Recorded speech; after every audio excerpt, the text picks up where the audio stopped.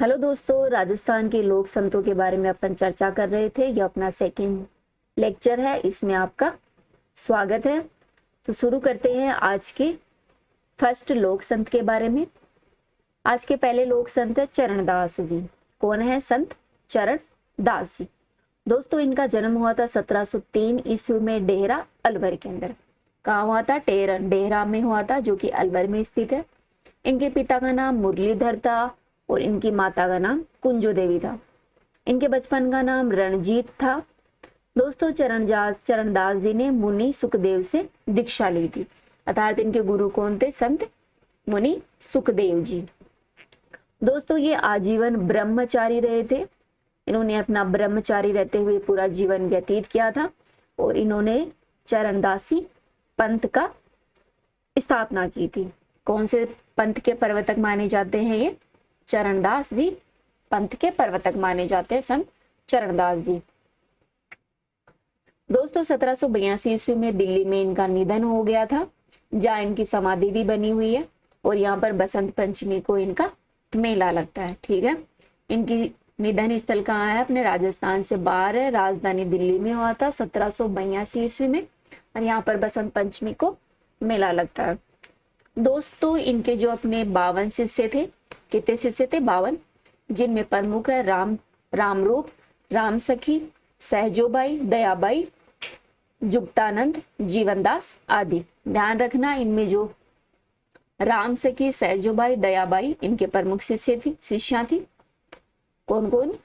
ये महिला शिष्या थी उनकी, सहजोबाई, दयाबाई। ठीक है दोस्तों, ये मेवात क्षेत्र है जो अपना अलवर भरतपुर है, वहां के प्रमुख संत रहे हैं।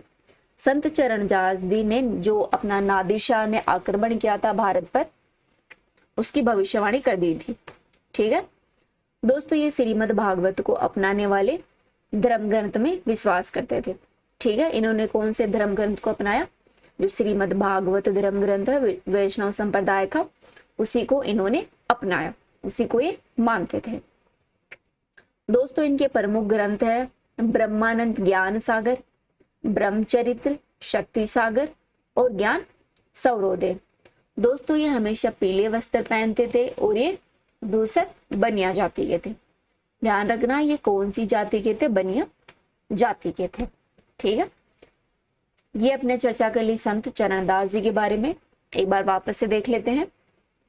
इनका जन्म हुआ था 1703 ईस्वी में डेहरा अलवर के अंदर।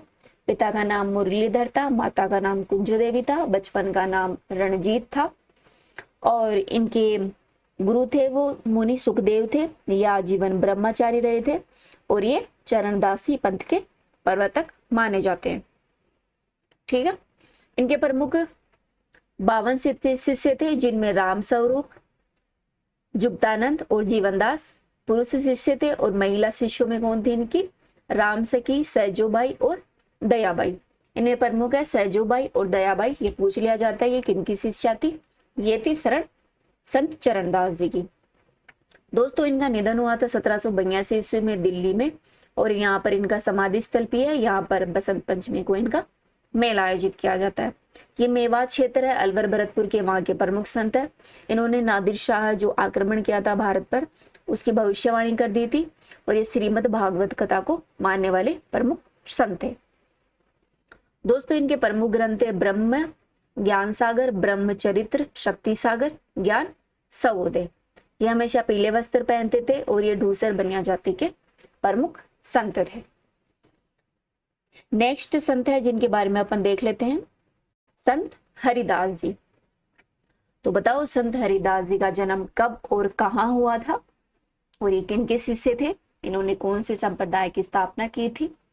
जानते हैं तो कमेंट बॉक्स में बताइएगा। अभी तो अपन देख लेते हैं। इनका जन्म हुआ था 1455 ईस्वी में कापडोद, डीडवाना, नागौर में। ठीक है, कब हुआ था? 1455 ईस्वी में डीडवाना, नागौर में, कापडोद में। ये संत बनने से पहले एक प्रसिद्ध डाकू थे। ठीक है, और इन्होंने जो निरंजनी संप्रदाय है उसकी स्थापना की थी। ये वाला फैक्ट बहुत इंपॉर्टेंट है। निरंजनी संप्रदाय के प्रवर्तक कौन माने जाते हैं? ये राजस्थान कंपटीशन में बार बार पूछा जाने वाला क्वेश्चन है। ठीक है, इस संप्रदाय में जो परमात्मा है उसको अलख निरंजन या हरि निरंजन कहा जाता है।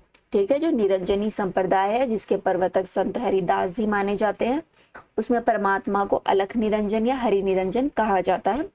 दोस्तों संत हरिदास जी थे वो दादू जी के प्रमुख शिष्य माने जाते हैं, जो निर्गुण भक्ति में विश्वास रखते थे।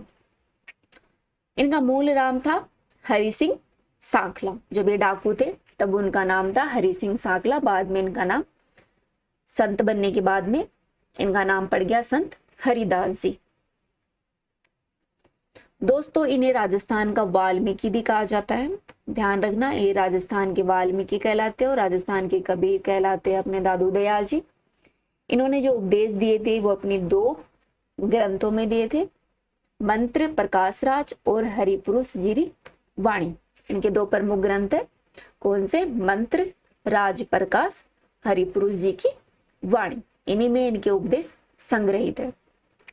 इनकी मृत्यु हो गई थी गाड़ा नागौर में। ठीक है, और ये जो संत थे वो बाह्य आडंबर, मूर्ति पूजा आदि का विरोध करते थे। जो ऊंच नीच चल रही है समाज में, आप देखते होंगे समाज में जात पात छुआछूत आदि चलते हैं, उनका विरोध करते थे।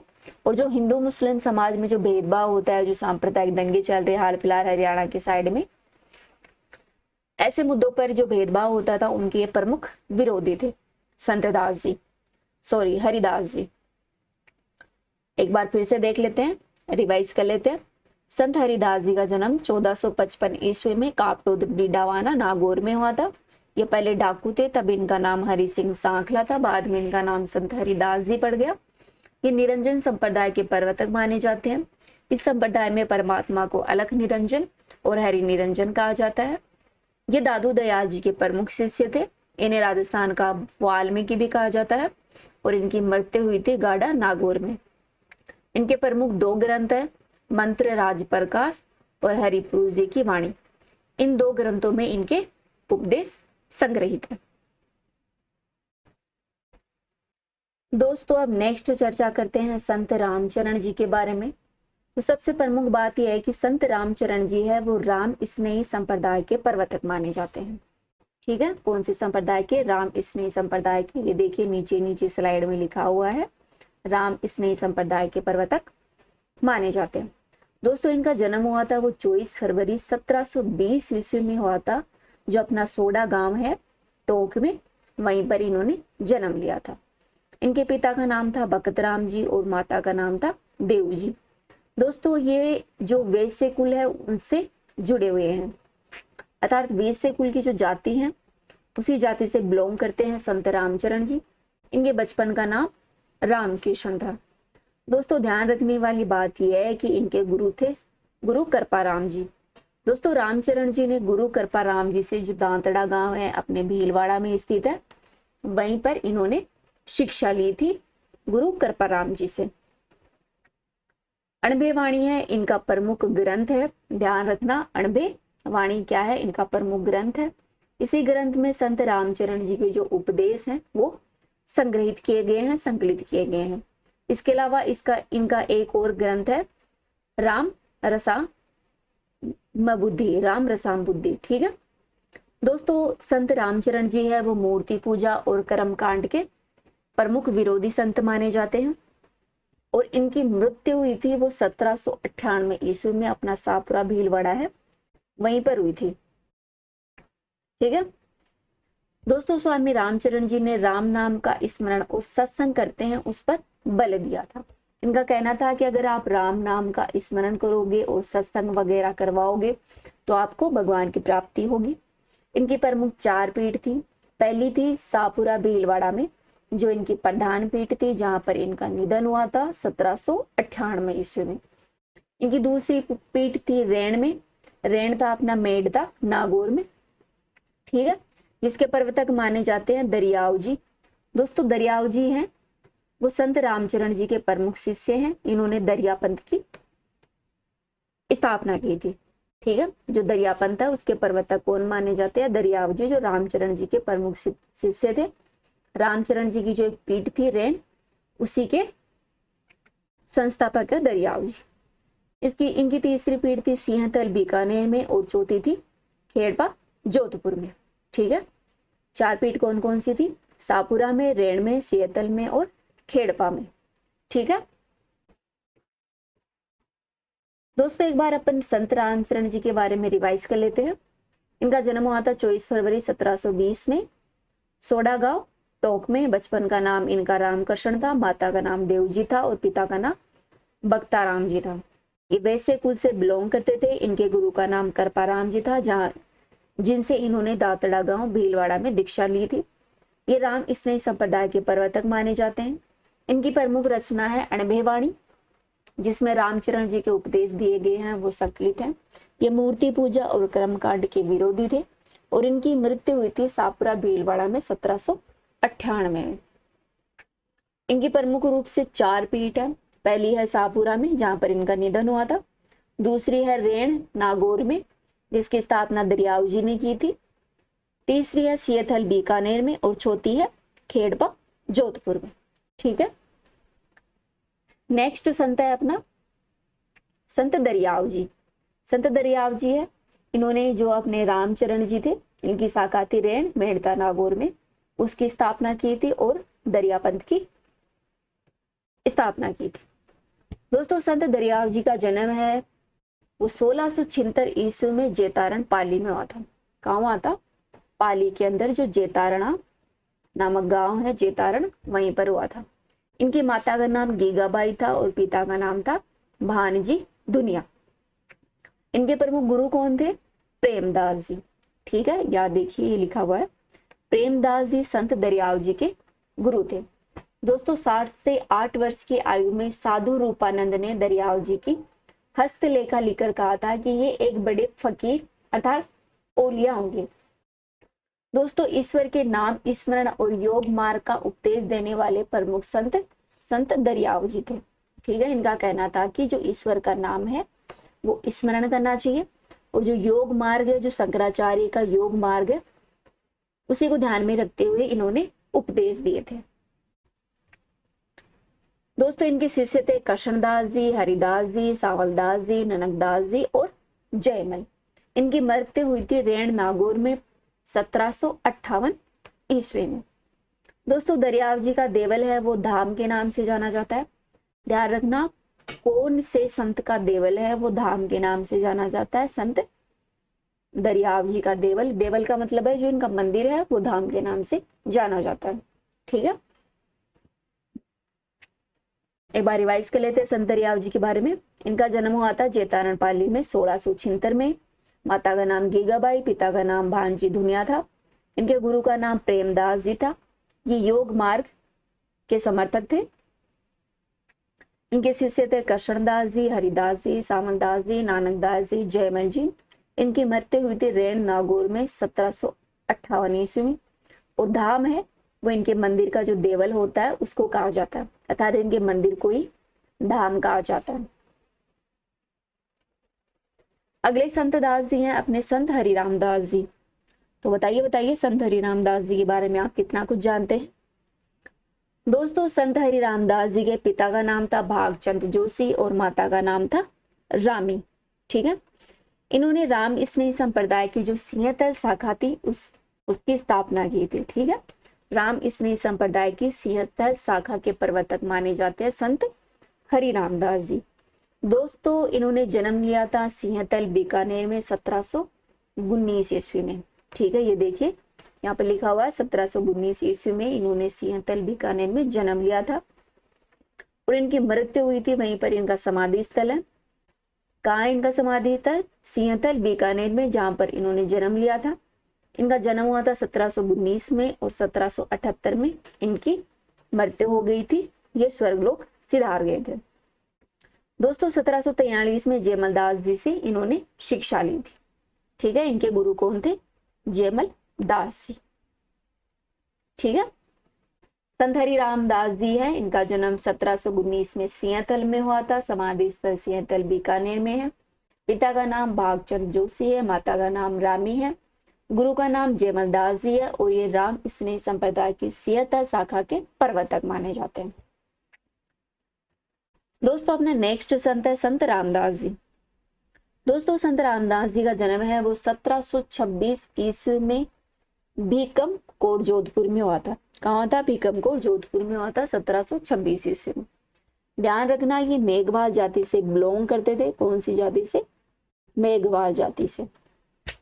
इनके पिता का नाम शार्दुल था और माता का नाम अणवी था। इनके गुरु कौन थे? इनके गुरु थे संत हरि रामदास जी। ठीक है, संत हरि रामदास जी इनके प्रमुख गुरु थे। दोस्तों संत रामदास जी हैं वो राम स्नेही संप्रदाय की जो खेड़पा शाखा है जोधपुर की, उसके प्रवर्तक माने जाते हैं। इन्होंने प्रमुख ग्रंथों की रचना की थी। उनमें है 24 ग्रंथों की रचना इन्होंने की थी, जिनमें प्रमुख ग्रंथ है गुरु ग्रंथ महिमा, ग्रंथ घग्गर निशानी, ग्रंथ भक्तमाल और ग्रंथ राम रक्षा। दोस्तों इनकी मृत्यु है वो 1798 में खेड़पा में हुई थी। ठीक है, वापस से देख लेते हैं। इनका जन्म हुआ था भीमकोट जोधपुर में। मेघवाल जाति से बिलोंग करते थे। माता का नाम अणवी था, गुरु का नाम श्री रामदास जी था और पिता का नाम शार्दुल जी था।